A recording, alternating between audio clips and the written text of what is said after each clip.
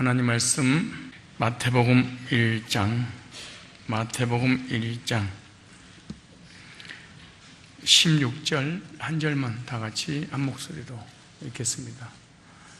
마태복음 1장 16절입니다. 시작.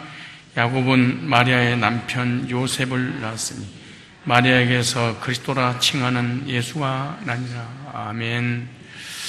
오늘 예수 그리스도의 구속사의 족보 마지막 시간 마리아에 대해서 말씀을 함께 나누려고 합니다. 몇 개월인지 몇 년인지 모르겠지만 창세기로부터 시작되었던 예수님의 구속사의 족보에 관한 육적 족보와 영적 족보, 땅의 족보와 하늘의 족보, 사망의 족보, 생명의 족보에 관한 부분을 계속해서 마태복음 1장까지 연결되어 있다가 오늘 마지막으로 마리아에 관한 부분을 마무리하고 다음부터는 시편을 119편을 가지고 하나님의 말씀으로 은혜 받고 또 영적으로 충만한 그런 시간을 가지려고 합니다. 성경에 보면은 우리는 마리아 그러면 꼭 예수님을 낳았던 동정녀 마리아만 생각하는데 성경에는 7명의 마리아가 등장을 합니다. 먼저 첫 번째 모세와 아론의 누이 마리아 같은 말입니다. 레위 지파의 아므람과 그의 아내 요게벳 사이에 태어난 딸로 모세와 아론의 누이입니다.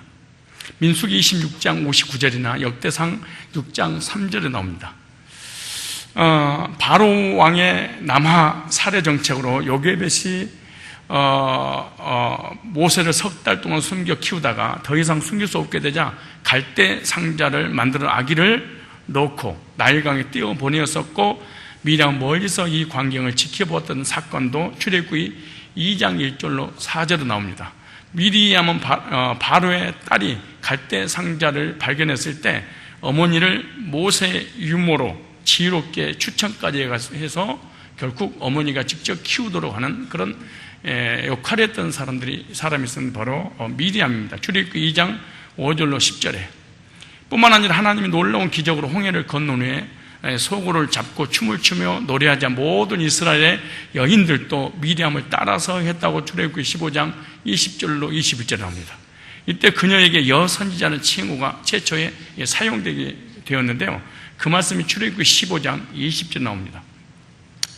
그런데 이렇게 하나님의 은혜와 능력을 경험하고 하나님께 쓰임 받았던 위대한 미리암이 나중에 모세를 비방하게 되지요. 출애굽기 12장 1절입니다. 너나 나나 별반 별 다를 게 없는데 왜 그렇게 잘못된 길을 걷느냐 해서 막 책망하는 내용이 나옵니다. 민수기 12장이 나오죠.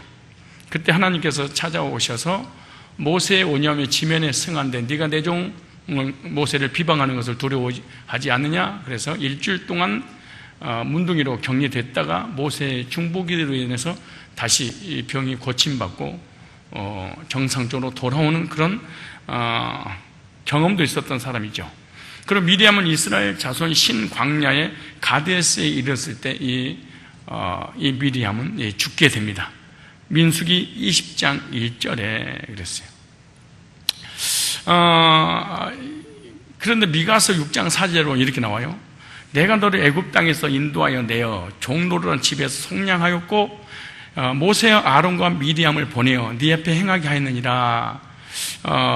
그러니까 미리암은 200만 명의 이스라엘 백성들 가운데 가장 높은 직이 있었던 사람임을 여기서 말씀해 주고 있습니다. 그래서 구약의 미리암 바로 마리아 같은 말입니다. 이것이 히브리어냐 아랍어냐 아니면은 영어식이냐에 관한 발음이 차이점이 있을 뿐이지 똑같은 사람의 이름입니다. 두 번째, 베다니의 마리아가 나옵니다. 이 성경을 읽으면은 오늘부터 좀 신약을 읽을 때 이해가 많이 될 거예요. 베다니의 마리아, 마르다와 자매이며 나사렛의 누이인 마리아에 대해서 누가복음 10장 38절로 42절 나옵니다. 예루살렘에서 약 3km 떨어져 있는 베다니는 문둥병자와 소외된 사람들이 격리되어 사는 감림산 기슭에 위치한 마을입니다. 이처럼 이 사회로부터 냉대받은 이 베다니 마을에서 이 마리아는 마르다와 나사로와 함께 단촐하게 살고 있었던 이 사람입니다. 그러니까 이 오빠 또 동생 이렇게 세 사람이 살았는데, 그 말씀이 요한복음 12장 1절로 11절 나오죠. 이 마르다는 열심히 일하는 사람으로 소개하고 있습니다. 마르다는 진실되고 소박한 일꾼이었고요, 주님을 사랑했기 때문에 주님을 위해 늘 잔치를 준비했던 사람이 마르다라고 하는 사람입니다. 주의 일에 오늘날도 마르다 같은 일꾼이 필요하죠. 부엌에서 또 청소로 여러 가지 하나님의 나라를 위해서 섬기는 이 마르다 같은 사람이 있어야만이 교회가 아름답게 성장하게 되는 거죠. 수고를 아끼지 않는 그런 마르다 같은 일꾼이 오늘날 참 필요한 것 같아요.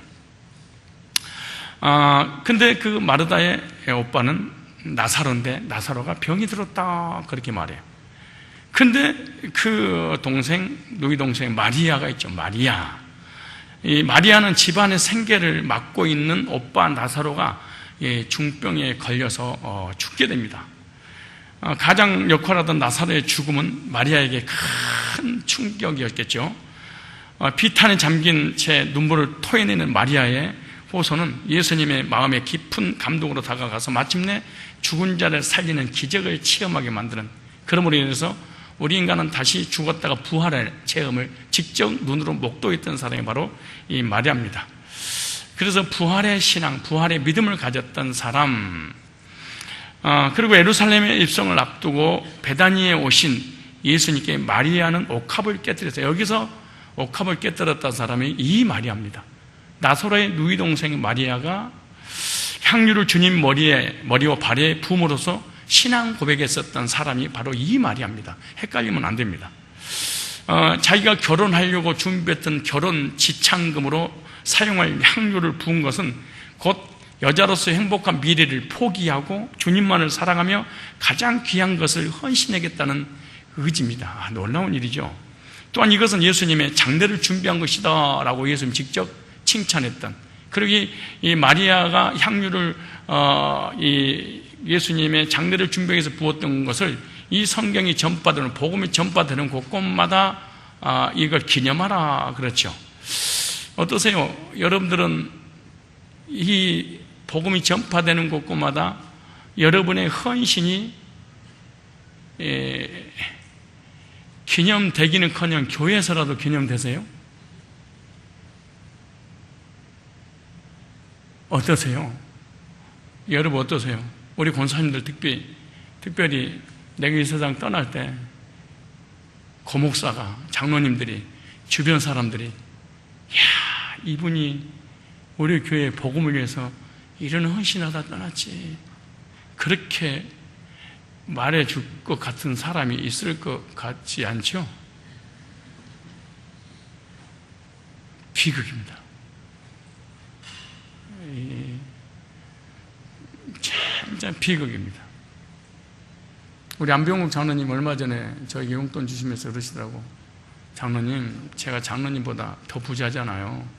장로님은 조그만 방에서 사시는데 저는 큰 집에서 사는데 제발 돈 가져오지 마세요, 나한테.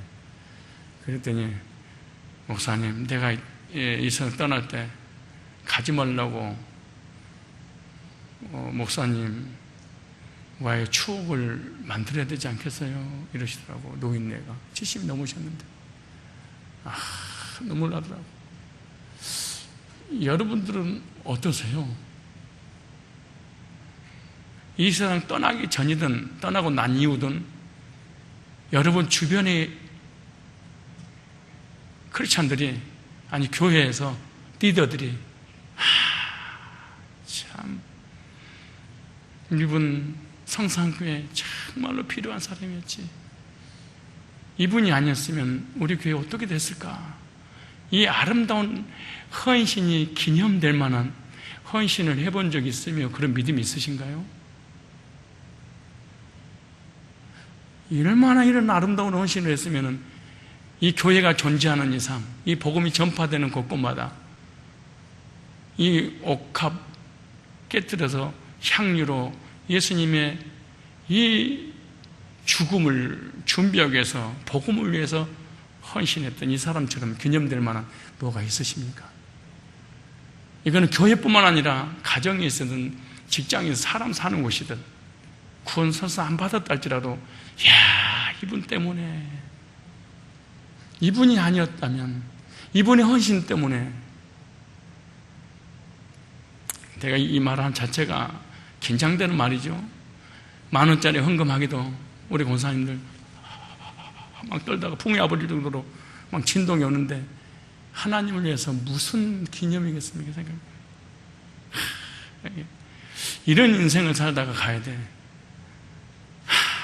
이 권사님 축도로 돈밖에 몰랐었지. 헌신하기는 아주 그냥 밑바닥이었지. 아무것도 개념될 수 없는 그런 거. 아니, 개념되는 게 있지. 맞아, 예배 시간만 되면 잤었지. 어쩌면 시간이 정확하게 그 시간에 고개를 숙이나. 예. 그런데 내가 마지막 임종 때 참, 권사님 우리가 이제 30년 됐는데 참 많이 잤어. 예? 참, 권사님 때문에 목사님 설교할 때마다 화제거리였었지. 우리 즐거움이었어. 이런 말 한마디 드려야 될 거 아니에요. 마지막 탁 떠나는데 권사님 왜 이제가 진짜까지. 복음이 전파되고 난다면. 근데 제가 영원히 여러분의 헌신과 믿음이 기념이 되어질 만한 어떤 기념비적인 헌신을 안 했다는 것이 말씀 듣는 순간 스스로 알죠?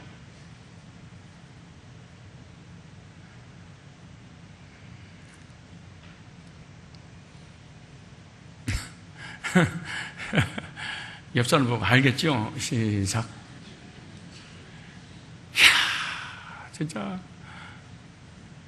아니, 목사님과 장로님들과 이거 할 것도 없어. 맨날 나를 만났던 이 사람이 나를 뭐라고 할까?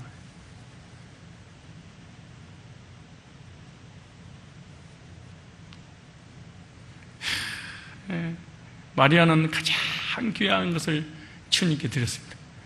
옥합을 깨뜨렸습니다. 옥합의 향유는요, 가장 귀한 혼수품이었습니다. 여자가 가장 귀히 여기는 머리칼로 주님의 발을 씻어드렸어요. 가장 귀한 것을 가지고 헌신했대. 머리는 우리 여자들의 아름다움이잖아요. 그 자기를 전부를 복음을 위해서 드렸던 주님께 진정한 헌신, 희생의 향기를 풍겨냈던 이런 헌신들, 주님을 위해 몸과 마음과 물질로 헌신하는 마리아 같은 일꾼이 사실은 필요합니다. 그러지 않겠어요? 누가 그러더라고요. 11조는 신약에 없는데 왜 11조를 하라고 그러냐고. 물론 구원 안 받은 사람이라는 걸 100% 알겠지만 그러면은 11조를 내지 않으려면은 전 재산을 한 푼도 빠짐없이 하나님께 드려야 돼요. 왠지 아세요? 초대교회는 전부를 드렸어. 전부, 11조가 아니고 전부를 드렸어.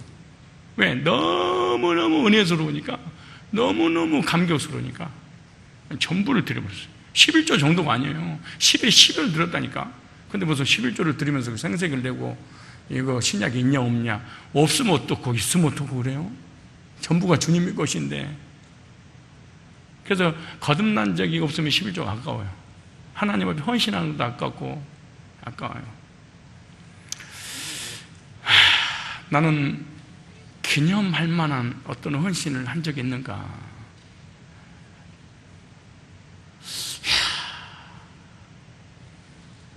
너만은 가지 말아야 되는데, 너만큼 내 곁에 있어줘야 되는데, 죽어가는 나를 붙잡고 통곡 걸으면서 울어줄 수 있는 그런 사람 있어요? 있으세요? 없으세요? 영감님이 빨리 죽으래요? 이런 인생을 살다 가야 돼. 이 사람은 진짜 하나님의 사람 맞아.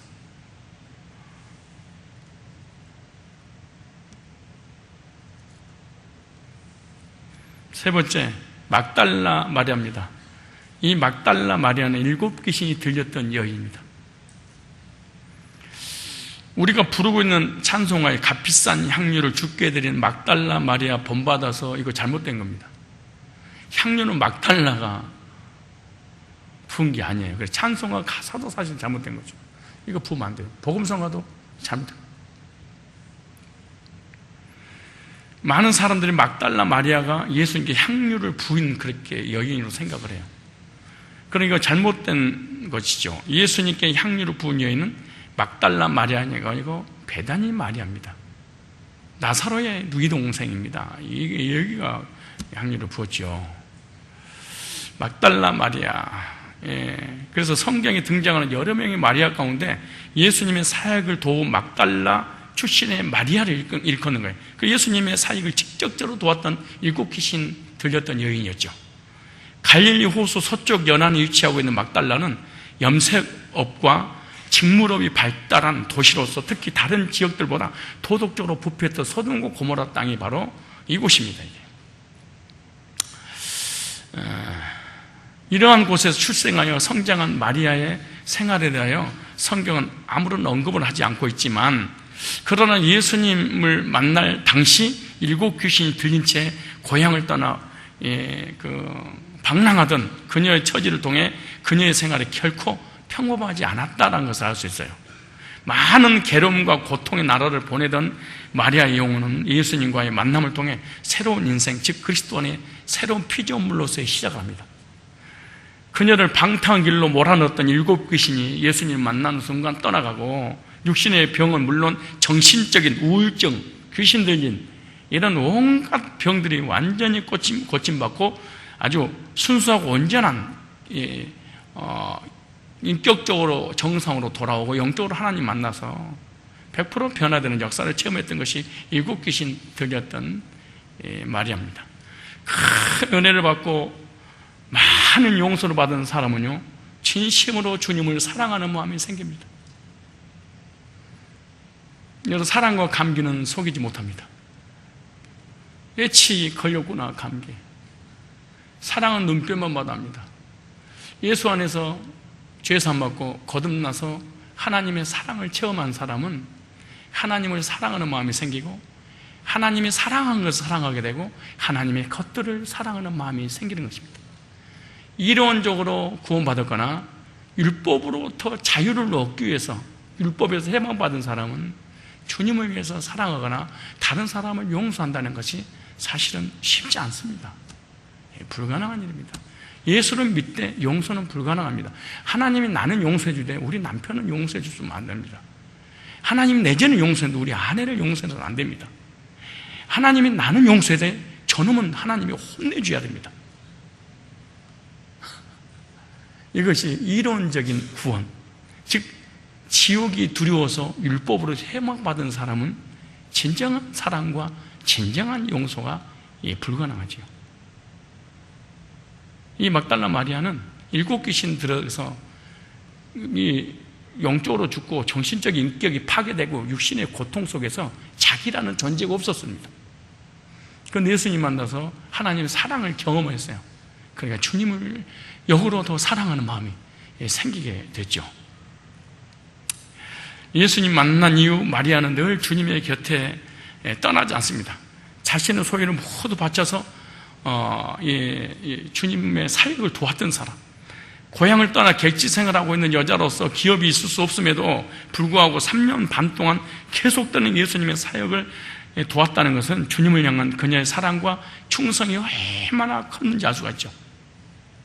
예수님께 대한 마리아의 일관된 사랑은 십자가 죽음과 부활 사건을 통해서 완전하게 드러나게 됩니다. 예수님을 따르던 제자들마저 모두 뿔뿔이 흩어져 도망한 위기의 상황에서 마리아는 아무 두려움 없이 죽음의 자리를, 텅 빈 죽음의 자리를 혼자 지킵니다. 이야, 이게 대단하죠, 이게. 그러니까 하나님 사랑을 체험하고 구원받은 사람은 교회 문제, 사건, 교회에 딱 어려움이 오면 교회를 딱 지킵니다. 그런데 거듭난 적이 없는 사람은 율법으로 거듭난 사람, 율법에서 해방받은 사람은 교회에 지키지 않습니다. 오직 자기 유익을 위해서만 살아갑니다. 그리고 위기 때문에 그냥 떠나가 버리고 강 건너 불구경하듯이 교회에 있었던 거 그냥 구경하다 끝나는, 이거는 어떤 이론적 구원과 감정적 구원과 율법으로부터 자유 얻었던 이 구원은 절대로 교회를, 복음을, 하나님을 사랑할 수는 없습니다. 내 아들 잘되게 하시고 내 건강 주시고 내 사업 잘되게 하시고 내 인생의 문제 해결해 주고 이런 기도를 하기 위해서 복 달라고 교회를 다니지, 정말로 주님의 사랑을 체험해서 교회에 다니는 게 아니시고, 주님의 묘를 지키던 마리아는 부활하신 주님을 최초로 목격했던 영광을 누리게 됩니다. 다시 살아나셔서 자신 이름을 정답게 불러주시는 예수님 음성을 마리아는 기뻐서 어쩔 줄 몰랐습니다.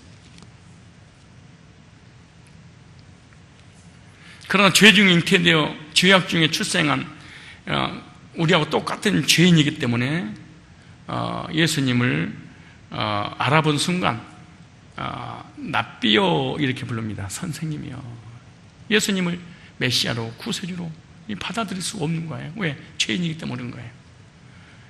근데 성령 세례 받고 난 다음에, 즉 거듭나고 난 다음에 오순절 마가 다락방에서 주님 만나고 난 이후에는 그분이 메시아구나 이걸 깨닫게 됩니다. 우리 교인들도 거듭나기 전에는 예수님 대해서 하나님 믿어지는데 예수님 안 믿어질 겁니다.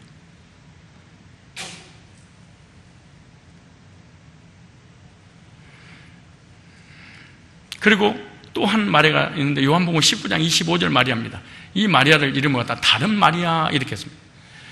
막달라 마리아와 주님의 무덤에 함께 왔던 다른 마리아, 또는 이 글로바의 아내 마리아 이렇게 불러집니다. 이 마리아는 예수님께서 십자가에 계실 때 그 모친 마리아와 함께 있었던 마리아입니다. 다른 마리아 그렇게 말합니다. 물론 이 막달라 마리아와 함께 갈릴리 사람으로 예수님을 끝까지 따랐던 여인이었습니다. 마태복음 27장 55절 56절에. 그리고 예수님 십자가 달려 죽으실 때 곁에서 그 모습을 지켜봤던 여인이었습니다. 마가복음 15장 40절로 41절에. 예수님의 시신이 무덤에 안치되는 것까지 지켜보았습니다. 마가복음 15장 47절에. 예수님이 시신의 향유를 바르러 갔다가 예수님이 부활하셨다는 천사의 소식을 듣고 놀라 두려워까지 했었던 이 마가복음 16장에 다른 마리아 이런 표현이 되었습니다. 다른 마리아, 이름을 정확하게 명시되지 않고 다른 마리아 이렇게만 했습니다. 마태복음 27장 61절에 또 28장 1절에 다른 마리아 이렇게 불렀어요. 또 글로버의 아내 마리아와 동일한 인물로도 추정된다 이렇게 말해. 요한복음 19장 25절에 다른 마리아. 다섯 번째, 마가 요한의 어머니 마리아가 또 있습니다. 막 헷갈리죠. 우리가 이걸 정리를 안 해주면 도대체 이 말이야 저 말이야 이러지 말라는 거야 뭐야 막 헷갈릴 때가 많아요. 그런데 이제 오늘부터 이제 안 헷갈릴 수가 있어요. 성경에는 마리아에 대하여 오직 한 번 언급하고 있을 뿐입니다. 사도행전 12장 12절에 요한의 어머니 마리아, 마가 요한입니다. 이거는 마리아는 그녀의 가족은 물론 주변 사람들까지 구원의 장을 제공하고 아들 마가를 주님의 종으로 키움으로써 초대교회의 숨은 공로자 역할한 여인이 바로 마가 요한의 어머니 마리아. 그러니까 요한의 어머니 이 마리아의 아들이 바로 마가입니다.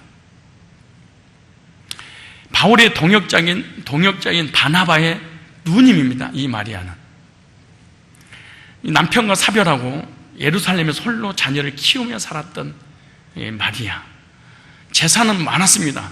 과부로서 쓸쓸히 살 수밖에 없었던 처지 마리아는 하나님께서 함께 해주심으로 조금도 예롭지 않았던 이 과부 마리아. 예수님 만나서 구원받고 혼자 사는 게 전혀 예롭지 않는, 우리 조사로 권사님 예롭지 않죠? 그럼요. 그럼 이 사람 어떤 사람? 마가 요한의 마리아였던 거예요. 그래서 누가 과부냐, 혼자 사냐, 남편도 없냐 이러다 아무지도 않아. 왠 줄 아세요? 구원받아서. 근데 구원 안 받은 사람은 과부 얘기만 은안에 뒤집어 튀어나가지고 막 잡아먹으려고 그래 쌓고 막 과부. 여러분 구원받지 못한 사람 다 과부야. 나도 하나님 만나기 전에는 영적인 과부였잖아요.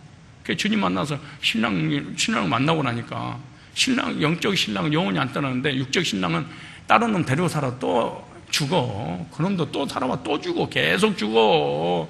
영원한 신랑은 안 죽어. 그래 정들어서 죽어버리면 얼마나 고통스럽고 괴롭냐고. 혼자 살아. 그냥 할 거 없어. 남자는 그놈이 다 그놈이야. 이놈이 괜찮을 줄 알고 저놈 만나봐. 그놈은 또 더한 놈이야. 옛날에 있잖아요. 우리 목사님 설교가 힘들어도 우리 교회 버티기 힘들어서 못 견디겠다고 다른 교회 갔더니 더 악한 놈 5명이 붙들이야. 그 교회를 싫어서 떠났던 10놈이 붙들이야. 인연이 싫어서 전연을 만났더니 세상의 전연은 아주 제곱년이래.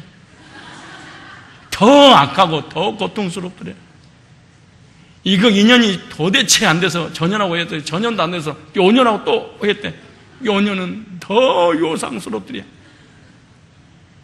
이놈 저놈 뭐 여기 아니에요. 그냥 진짜 진심으로 하는 거예요. 이 년이든 저 놈이든 놈은 되는데 왜 연은 안 돼? 놈이든 연이든 관계없이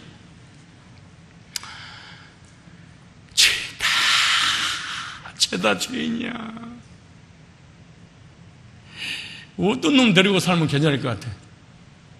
아니 어떤 년은 괜찮을 것 같아? 우리 와이프한테 어떤 권사님들 그런데 사모님 좋겠어요. 저렇게 재밌고 웃기고 이런 목사님하고 살면 얼마나 재밌어요. 그러면 그러니까 우리 와이프가 그랬대. 네가 데리고 사세요. 집에 가서 한마디도 안 합니다. 나요. 그리고 우리 명훈이가 예로워서 저도 집에 가서 지방에 가지고 한마디도 안 합니다. 데리고 살아봐. 살려나고? 바꿀래? 그런데 어르신들이 좋아 이러면 안 돼. 지금 사는 놈년이 제일로 좋은 거야. 하나님이 보내주신 거야. 그러니까 네가 바꾸려고 하지 말고 내가 바꾸면 너무너무 평안한데 자기는 아무도 다 바꾸고 너만 바꿔. 이런 독한 지지배가 있나? 이런 독한 놈이 있나 진짜 이게. 지는 한 개도 없게 너만 바꿔. 이게 사람이야? 인사하세요. 너만 바꾸면 아무 문제 없어요. 시작. 하도 오늘 왜 이렇게 자는 사람이 많아? 이쪽 갔더니 여기서 자고, 앞을 봤더니 앞에서 자고, 저리 가서 저기서 자고 그러니까 눈 둘 데가 없네. 또한 마리아에게는요, 무엇보다도 주 안에서 신앙으로 양육하는 아들 마가가 있었기에 오히려 보람과 기대에 찬 나날들을 보낼 수 있어서 내가 구원받고 하나님 사역을 하는데 이 사람은요, 자기 집도 다 오픈하고요, 아들은 주의 종으로 기르고요, 그리고 오순절 마가의 다락방에 120문도 500명이 들어오도록 모든 방을 다 공개하고요. 참 부자인데 믿음이 좋아. 이게 쉬운 게 아니거든요. 우리 5,000원만 있어도 눈이 뒤집어지는데 집 한 칸만 있어도 막 교만해가지고 난리를 치고 돈이 아까워서 달달 떠는데 목사님 신방 올까봐 두려워하는데요. 돈 있는 데다가 주의 종들이 복음 전하는데 올인을 해버려. 여기다가 나는 우리 교회에 없는 걸로 알고 하는 거니까 시험 들고 없어. 그냥 째려보지 마라. 없는 걸로 아니까 걱정하지 마세요. 신경을 쓰덜덜 하지 마세요. 부자인데 믿음이 있어. 이야, 이게 쉬운 일 아니거든요. 우리는 가난한데도 믿음이 없는 데다가 부자면 더 없어져 버릴 텐데, 그렇지 않겠어요?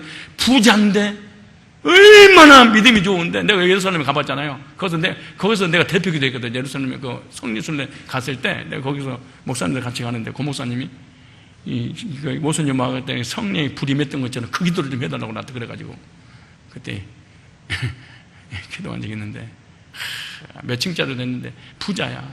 근데 자기 집을 그때 오픈하는 것은 여러 집 오픈하고는 하늘과 땅, 천국과 지옥의 땅이야. 그 당시에 5명, 10명만 모이면 다 끌려서 다 죽어. 사형이야. 근데 500명을 한 집에다가 집어넣어 봐봐. 그럼 지나가는 사람이 모르겠어요. 근데 그 부자가 생명을 들여 하나님을 위해서 믿음으로. 쉬운 건 결코 아닙니다. 우리는 없어도 생명을 안 드리는데 있는 사람은 드린다는 게 결코 쉬운 일이 아니에요. 여러분, 부자가 죽는 것이 더 힘들겠어요? 거지가 죽는 게 더 힘들겠어요? 부자가 죽는 게 억울하겠어요? 거지가 죽는 게 억울하겠어요? 왜 대답을 안 해요? 나는 가끔가다가 부잣집 신방 가고 막 별장 같은 데 가서 하룻밤 자고 오면은 야, 이 사람 죽기 아깝겠다. 야, 어떻게 죽을까, 이 돈 가지고. 없는 사람은 하나도 안 갖고 없으니까 미련이 없어요. 근데 이렇게 갑부가, 이 갑부가 자기 아들한테 너 의사 되라, 너 판사 되라, 너 검사 되라 이러지 않고 너 목사해. 이 부자가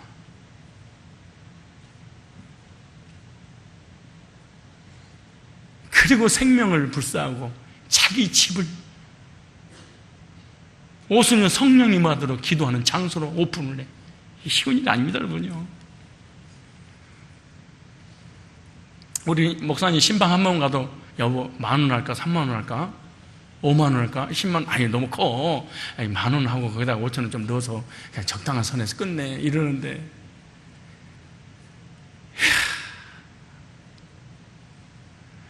이 경건한 마리아는요 일찍이 하나님을 위하여 자신의 소유를 활용하여 드리기로 자원했던 사람이에요. 집을 개방하고 손님 대접하기에 인색하지 않는 마리아의 실천하는 신앙은요 예수님의 방문을 받기도 했습니다.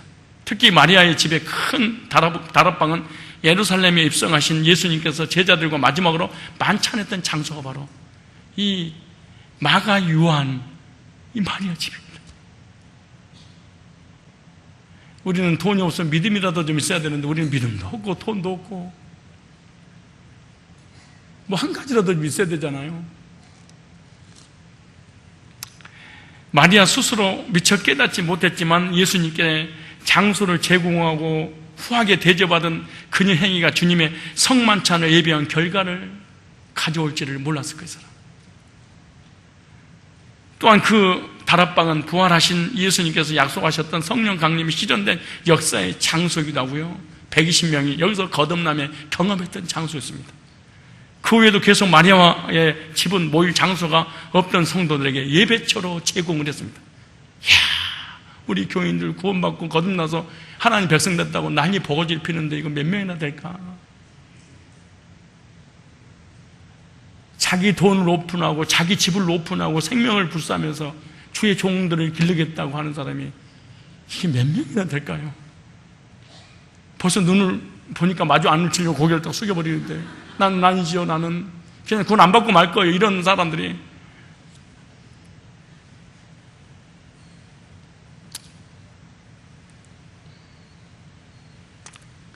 마리아의 집에는요 성도들은 물론 사도들의 발걸음이 끊이지 않았던 마가 요한의 어머니 마가의 집입니다.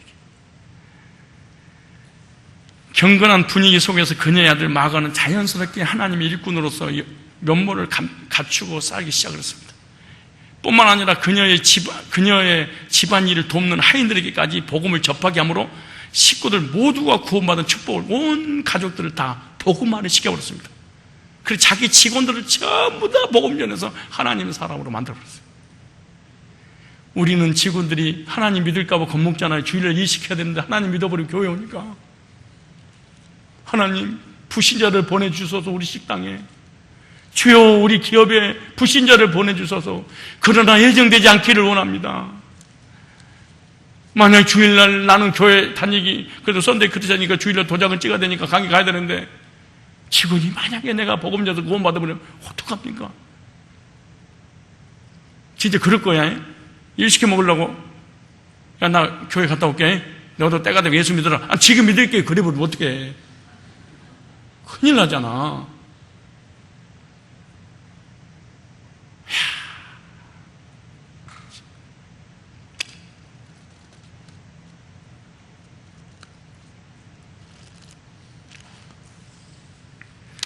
하나님께서 마리아의 아름다운 믿음에 축복하시어 마리아 자신은 물론 그녀와 온 집을 영화를 누리게 되도록 하나님 하셨습니다.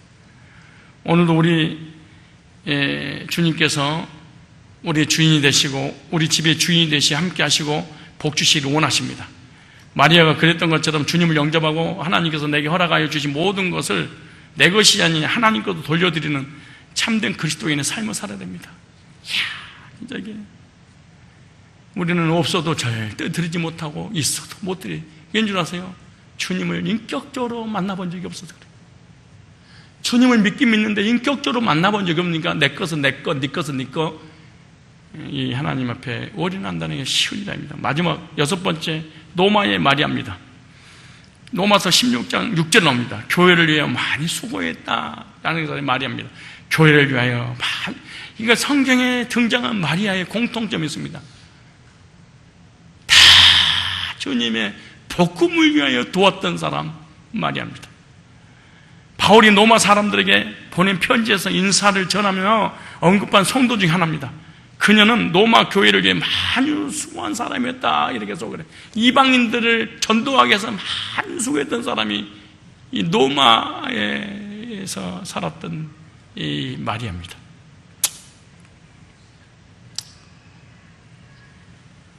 마지막 7번째 오늘 본문의 주인공입니다. 예수의 어머니 마리아.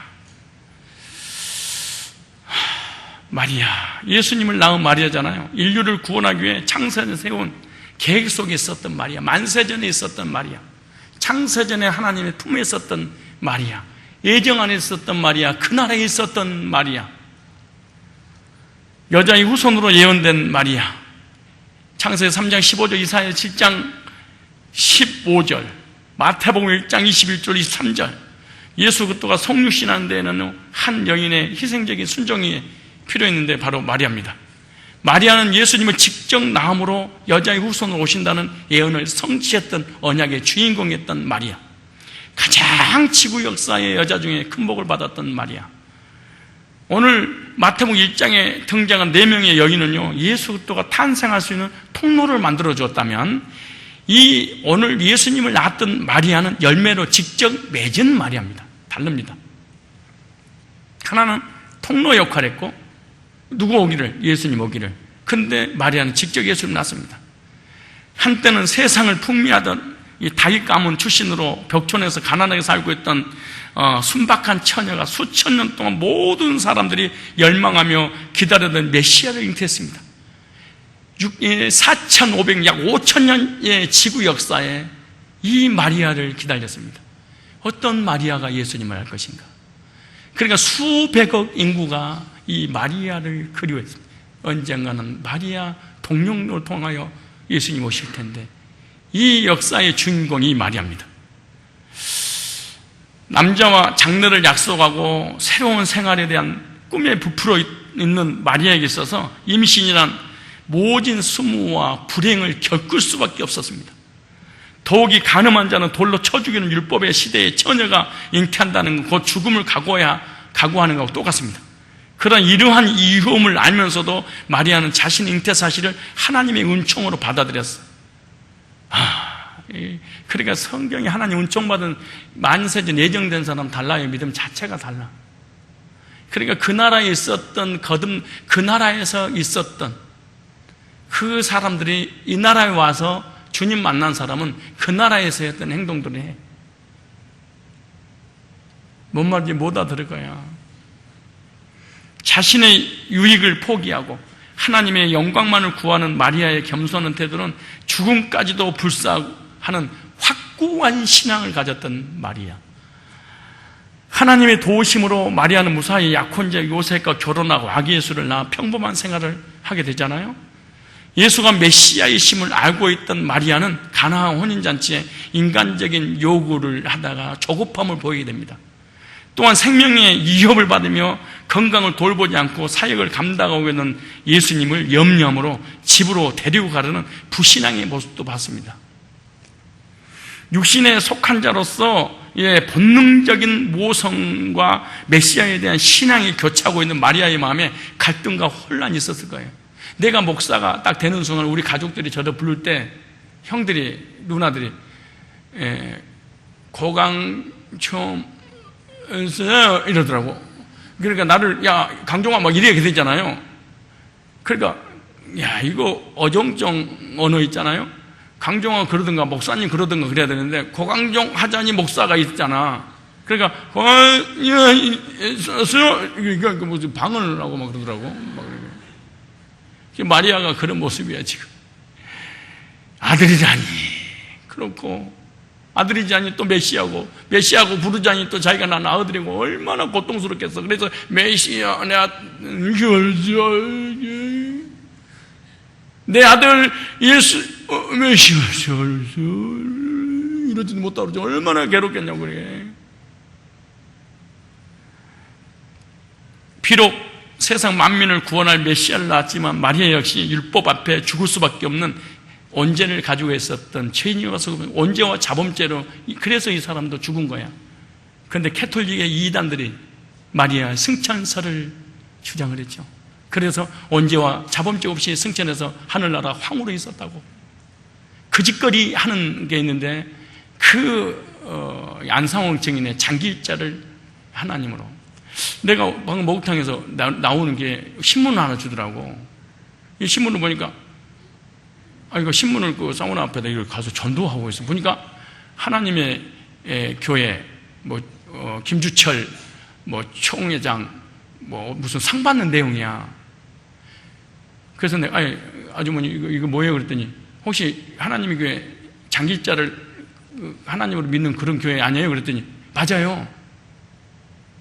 아니, 장길자 사람인데 그 장길자 할머니를 아줌마로 하나님으로 섬겨요?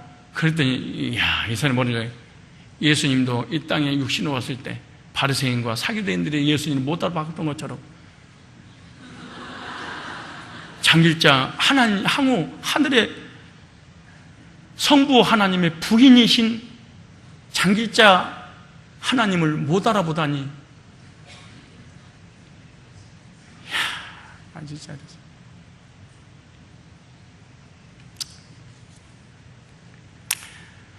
이런 마리아에게 일생 최대의 사건이 발생합니다. 사랑하는 예수가 사형을 당하게 됩니다. 33년 동안 함께 있었던 사랑하는 아들이 아니에요.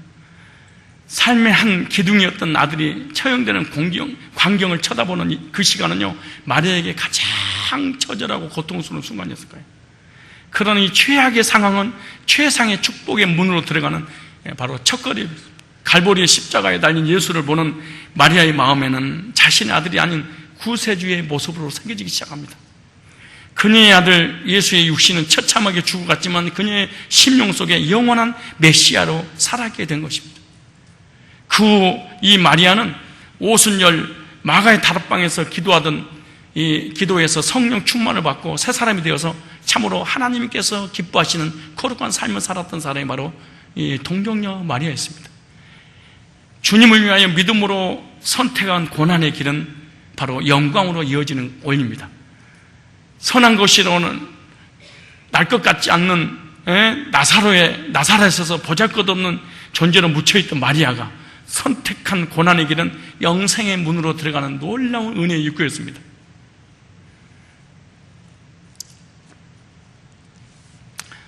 겸손한 자를 높이시는 하나님의 은혜로 말미암아 마리아의 이름이 예수 그리스도의 족보에 올랐듯이 오늘날 주님의 은혜로 구원받은 우리도 주님의 뜻에 순종하는 삶을 실천할 때 생명책에 그 이름이 더욱 선명해지고 확신이 더 넘치게 될 줄 믿습니다. 마리아의 이름의 의미를 하고 마치겠습니다. 마리아의 이름의 의미입니다. 이 하나는 긍정적인 것이 있고 부정적이 있는데, 긍정적이기보다도 원래 마리아라는 말이 미리암, 아까 말씀드렸잖아요. 이 말이 미리암이라는 그 모세 그 누이가 미리암이잖아요. 원래 이 미리암의 발음상의 문제인데 거역하다 이런 의미입니다. 거역하다, 배역하다, 반역하다, 순종치 않다라는 뜻에서 이 미리암이 유래가 된 겁니다. 그러니까 마리아도 죄가 있던 부정한 여인이었다는 거예요. 이 여인은 그리스도 안에서 선택된 자들의 불순종과 예수 그리스도의 반역과 거역함을 한 몸에 받고 예수 그리스도 잉태하여 탄생시킨 여인인데, 이 여인도 예수님을 잉태하여 낳았지만 자신의 죄를 해결할 수 없는 부정한 인생이었습니다. 하나님께 언제로 인해 반역하고 하나님께 배역하고 하나님 말씀을 거역하고 불순종했던 그런 사람 중에 한 사람일 뿐입니다. 이런 여인이 예수 그리스도를 신랑으로 맞이하여 부정한 자가 정결한 신부가 되는 여인이 되어서 영원한 생명을 얻고 예수 그리스도의 생명의 족보에 들어가는 복을 받았다는 것을 말씀하고 싶은 거예요. 마리아가 큰 축복을 받았다는 것은 바로 예언을 성취한 인물이기도 합니다. 창세기 3장 15절에 내가 너로 여자 원수가 되게 하고 내 후손도 여자의 후손 원수가 되게 하리니 여자의 후손은 네 머리를, 여자의 후손 즉 동정녀 마리아를 통하여 메시아가 올 것인데, 그 메시아가 죄와 사망과 사단의 법에서 해방시켜서 구원할 거라, 그렇게 예언이 됐는데 그 예언을 성취했던 사람이 바로 마리아입니다. 하나님께서는 이미 창세기의 여자의 후손으로 그리스도가 탄생하실 것을 이미 예언했습니다. 이 예언을 성취한 사람이 바로 이 마리아입니다, 사실은. 근데 창세기 1장 1절에도 이 마리아를 통하여 언제와 자범죄가 없이 하늘에서 내려오실 메시아에 대해서 히브리어 언어에 창세기 1장 1절에도 이미 기록되어 있습니다. 그래서 족보를 보면 남자가, 여기로 본문에 보면 마태복음 1장이 계속 반복되는 게 뭔지 아세요? 남자가 남자를 낳고 계속, 그러니까 아브라함이 이삭을 낳고 이삭이 야곱을 낳고 계속 남자가 낳고 하다가 마지막에 딱 한 번 나옵니다. 참 신기하죠. 성경이 이렇게 우리 인간이 쓸 수 없기 때문에 그렇게 썼겠지만은, 예수 그리스도가 탄생될 때는 요셉에게서 예수님이 나왔고 이렇게 안 해. 원래 예수님이 요셉에 나와야 되잖아요. 원래는 계속 족보상. 근데 요셉에게서 예수님이 출생하지 않고 마리아에게서 예수 그리스도가 나셨다, 이렇게 기록을 해. 무슨 말이냐? 이것은 언제와 자범죄가 없이 구약에 예언된 예수님의 예수님께서 여자의 후손으로 오셨다는 것을 증명해 주기 위해서 유대인들한테 너가 기다리던 창세기 3장 15절 메시아가 여자의 후손으로 온다고 그랬는데, 그걸 설명해 주기 위해서 의도적으로 기록한 거예요. 다 남자의 후손이어야 되잖아요. 그래야만이 언제와 자범죄가 없으시 그분이 완전하신 하나님이고 완전하신 사람으로 이 땅에 오실 거라고 구약에 예언됐는데, 그 예언이 성취됐으니까 너희들 예수님 기다리지 말고 오신 예수님 믿고 구원받아라, 그래서 말한 거예요. 그러므로 남자의 후손은 절대로 구원자가 될 수 없어. 그러니까 안상홍이라든가 장길자라든가 정명석이라든 이만이든 이 이단의 교주 썩을 놈들 절대로 구원자가 될 수 없는 거예요. 전부 다 그들은 다리 밑에서 주워와서 그래. 누구 다리 밑에? 지네 엄마 다리 밑에 주워왔어. 다리 밑에서 주워오지 않고 하늘에 내려오신 분이 계신데 그분이 예수님이 안 계시는 거야. 근데 지가 메시아라고 구세주라고 그 짓거리 하면서 사기를 치고 있으니 얼마나 악독한 죄인들입니까. 이게 중요한 말이에요. 이런 말 한마디 들어도 충격을 받아야 되고, 와 진짜 예수님이 메시아 재림주 구세주 많구만, 이렇게 해서 구원 받아야 되는데, 저 나라에 있어본 적 없는 사람 이 나라에도 복음 들으면 관심 없어. 저 나라에서 복음에 관심이 있었던 사람은 이 나라에서도 복음 들으면 관심이 있고, 저 나라에서 복음을 들어본 적 없는 사람은 이 나라에서도 복음을 아무리 전해도 율법과 선행과 구제와 열심과 종교적인 행위에 대한 것은 반응 보이고 관심이 있는데 복음만에는 관심이 없어요. 참 신기해요. 그 복음도 얘기하는데 그건 기초적인 거 아니겠어요? 이래지 예수님이 전부 다 그렇지 않아. 마태복음 1장 16절을 읽었던 내용입니다. 야곱은 마리아의 남편 요셉을 낳았으니, 마리아에게서 그리스도라 칭하는 예수가 아니라, 성경은 예수님의 탄생을 마리아에게서 그리스도라 칭하는 예수가 나셨다, 이렇게 기록하고 있어요. 이것은 창세기에 예언하셨던 여자의 후손으로 나오실 것을 그 예언이 성취된 걸 말씀하고 있잖아요. 이렇게 마리아는 예언을 성취하는 데 쓰임받는 인물이었습니다. 아담의 범죄로 인해 하나님을 떠나 언제 빠져 죄의 족보, 사망의 족보, 저주의 족보, 지옥의 족보, 멸망받을 이 족보에서 이런 죄인들을 구원하기 위해 이 땅에 사람의 몸으로 오셔서 십자가에서 하나님을 만나게 하시고 모든 죄와 저주와 사망과 지옥의 권세에 깨뜨리시고 그리고 부활하셔서 누구든지 주의 이름을 부르는 자 만세전에 구원하기로 예정된 그 사람들을 영원한 생명의 족보에 영생의 족보에 올려주신 바로 예수님이 여인의 후손으로 마리아의 몸에서 이 땅에 오신 것입니다. 우리는 결론을 말씀드립니다. 족보에 들어간 5명의 여인들의 이야기와 또 창세기부터 시작된 구약의 예수님의 족보, 땅의 족보와 하늘의 족보, 육적 족보와 영적 족보, 가인의 족보와 아담의 족보, 예수님의 족보에 관한 부분을 계속 말씀을 통해서 우리가 은혜 받았습니다. 그런데 여기에 공통점은 다 아담의 후손들이고 죄인이었다는 것입니다. 뿐만 아니라 여기 5명의 여인들이 마태복음 1장의 족보에 올라가 있는데 이 공통점이 다 부정한 여인들이었습니다. 즉 절대 예수 그리스도의 생명의 족보에 들어갈 수 없는 이방 여인이었고 이방 여인이다 못해 창녀였습니다. 뿐만 아니라 간음의 죄와 시아버지와 부적절한 성적인 관계들, 이 모든 것들은 절대로 영생의 족보, 생명의 족보, 예수님의 족보에 들어갈 수 없는 미자격자들입니다. 불가능한 일입니다.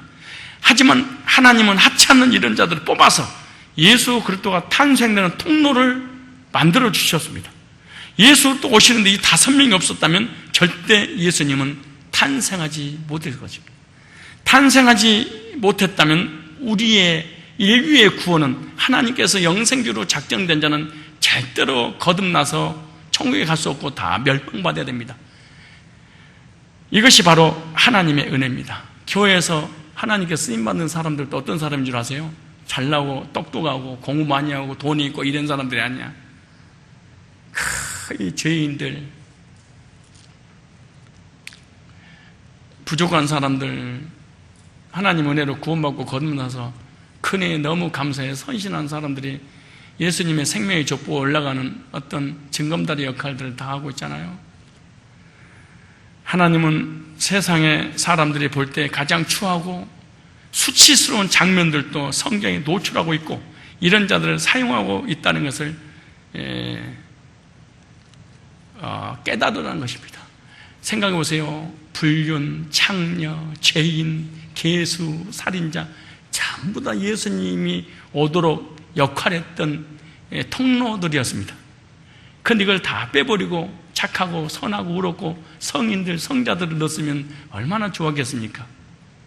그런데 여기다가 이렇게 정난하게 죄인들의 개수들의 이름을 이 생명의 족보, 영생의 족보, 구속의 족보에 이렇게 영광스럽게 올려놓은 이유는 너 같은 죄인도 예수 믿으면 죄 용서하고 구원받고 생명의 족보에 당당히 들어갈 수 있단다.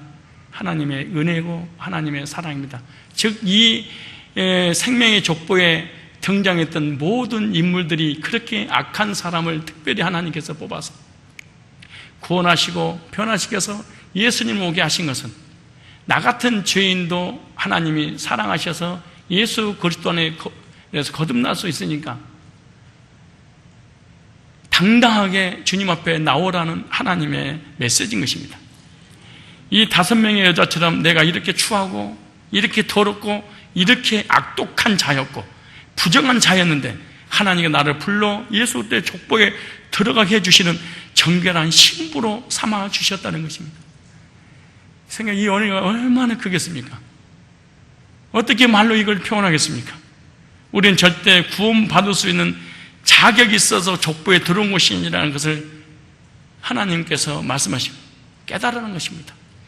그런데 예수님이 족보에 들을 수 없을 뿐만 아니라 이방인들은 우상숭배고 하나님도 없었던 자기 때문에 하나님을 믿는다는 건 불가능한 일이었습니다. 근데 우리가 유대인들보다 교만하면 안 되지. 어깨 힘들어가고 나 장로야, 나 권사야, 나 집사야, 나 돈 있어, 나 교회 단지가 얼마인 줄 알아? 이런 짓거리를 할 수 없다는 거야. 왜? 네가 진짜로 죄인이었는데 너를 거듭나게 했다면, 그리고 이런 죄인이란 창기 속에 네 이름을 넣을 수 있는 당당한 죄인이라면 누가 누구를 비방해? 그리고 누가 누구를 혼내?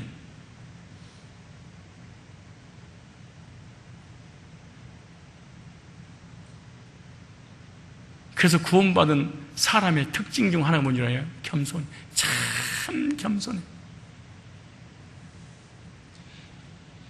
율법으로도 자유 먹고 지옥으로부터 예수 믿으면 자유 얻는다고 하는 사람들은 겸손한다는 게 불가능한 일입니다. 사실은요. 예수님이 족보에 절대로 올라갈 수 없는 사람이겠죠. 왜? 용서받은 적이 없기 때문에. 나도 타인도 그 누구도 용서가 불가능하다. 불가능한. 아까도 얘기했잖아요. 나는 용서해도 쟤는 용서가 안 됩니다. 그러나 하나님 앞에서 저와 여러분들은 잘난 척 할 것도 없고 교만할 것도 없고 거만할 것도 없고 왠 줄 아십니까? 은혜로 구원을 해주셔서 그렇습니다. 오직 감사만 해야 됩니다. 이제 앞으로는요, 예수 그때 족보 이름이 절대로 지워지지 않는다는 것을 확신하시면서 이 5대 여인들, 즉 추한 자들이 예수 그때 족보에 들어간 그 42대 마지막 족보에 고강종이라는 내 이름이 은혜로 믿음으로 들어가 있다는 확신만 가지면 우리의 이름이 생명책에 기록되었기 때문에 절대로 지워지지 않는다는 것입니다. 왜 마태복음 1장이 족보를 기록한 줄 아세요? 네 이름을 이 속에 넣기 위해서 이 족보를 기록한 목적이란다. 그런데 이 족보를 읽으면서 감동이 없고 감격도 없고 감사도 없다. 내가 예수 이름으로 진짜 말하는데 천국은 갈 수 없습니다. 이 땅에서 하나님을 믿고 예수를 믿고 교회는 다닐 수는 있지만은 천국까지는 갈 수 없어요. 왠 줄 아세요? 족보에 이름이 기록돼야지 천국 가지. 착하냐 선하냐 의롭냐 어떤 직분이냐 목사냐 장로냐 이런 걸로 가는 게 아니야. 이런 걸로 가는 게 아니에요.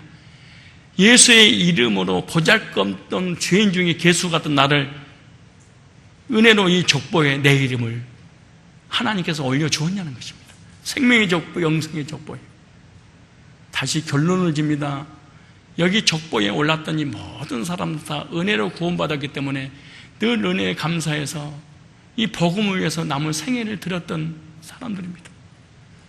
여러분들은 남편한테 생명을 걸어서 남편이 말을 안 듣면 싸대기를 올려야 되고 아내가 잘못하면 아내한테 싸대기를 올려야 되고 자녀가 생명을 걸고 자녀를 나의 하나님을 섬기는 자녀가 잘못되면 자녀에게 생명을 걸어야 되고